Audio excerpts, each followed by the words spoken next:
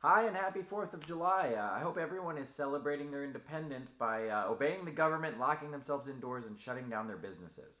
I actually flew home to Pennsylvania for 4th of July this year, so I could self isolate in a hotel 2 miles away from my family instead of self isolating across the country. So it'd be really nice to not see them. This was actually my first trip on a plane since the pandemic began, and I think it went pretty well. Maybe I'll have a peanut. Put your mask back on! Put on that mask! Now let's see what's going on in the news. There's a growing problem in Scotland of people relieving themselves outside the Queen's vacation home. And to be clear, they're going Elizabeth II, not Elizabeth I.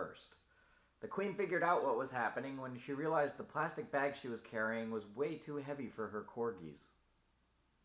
Chief Justice John Roberts sided with the liberal Supreme Court justices to strike down a Louisiana law that restricted abortion. And you know, it's funny, I didn't hear a single feminist yell that he's a man, so he shouldn't have an opinion on abortion. According to a report in the New York Times, Russia offered the Taliban bounties to kill U.S. troops in Afghanistan, which is horrible, but no one was more excited than top Taliban bounty hunter Ali Baba Fett. As coronavirus cases around the country increase, some governors are reinstating lockdowns and shutting down bars, while Black Lives Matter's protests will be limited to 19,000 people instead of 20,000 people. A family in Wisconsin rescued a bear that had a plastic jar stuck on its head. The bear nearly starved to death, but luckily there was a family there to eat. Netflix is creating a scripted series about Colin Kaepernick's high school years. They were going to make it about his NFL career, but there was only enough material for half of an episode. Little Caesars fired 2 employees for making a pepperoni swastika on a couple's pizza. Now, it was particularly offensive because the couple were Orthodox Jews and everyone knows they don't eat pork. Now, that is a disgusting thing to do, but at least it wasn't a pineapple swastika. Ugh. Little Caesars condemned the incident, saying they don't want the image of Hitler, who killed 11 million people, to tarnish the image of Caesar, who only killed 2 million people. And if you're worried about the racist employees, don't worry, they were immediately hired by Papa John's. Kanye West has signed a 10-year deal with Gap to produce a line of Yeezy clothing. Now this is great because it will appeal to Gap's primary demographic of white people and also Kanye West's primary demographic of other white people. A realtor in Texas has decided to stop using the phrase master bedroom because they say it's a reference to slavery and instead use the word primary bedroom. As in the sentence, be sure to close the door to your primary bedroom while you're primary baiting.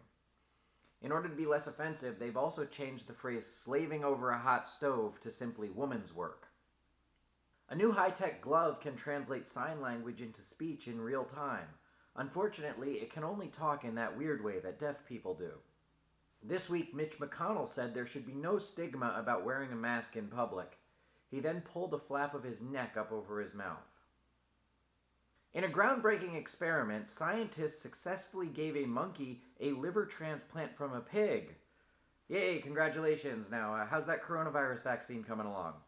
You still working on that, or are you going to give a squirrel a duck rectum first? Country musician Chase Rice played a packed concert in Nashville this week with very few people wearing masks. Now, this is like the most Republican thing ever. They're at a country concert, they're packed together, they're not wearing masks, and his name literally sounds like an Asian slur. Like, hey, don't get kung flu from that rice chaser.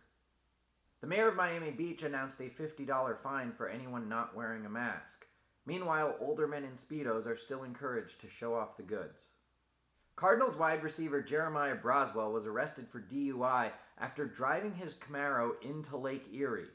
Police became suspicious he might be drunk after he told them he thought he was driving his car into Lake Ontario.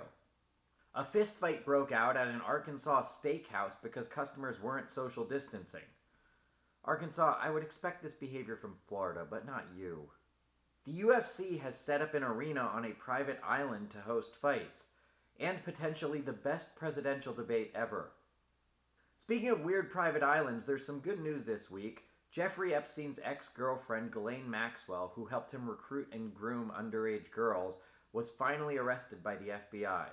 This is big because we may finally get to the bottom of the Epstein conspiracy, and it's big for the FBI because it marks the first time someone who worked for the Federal Bureau of Investigation actually arrested someone who worked as a female body inspector.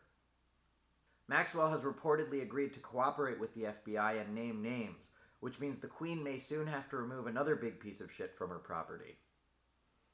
That's it for the news this week. Now, I'm going to go get this sore throat checked to see if it's coronavirus or not.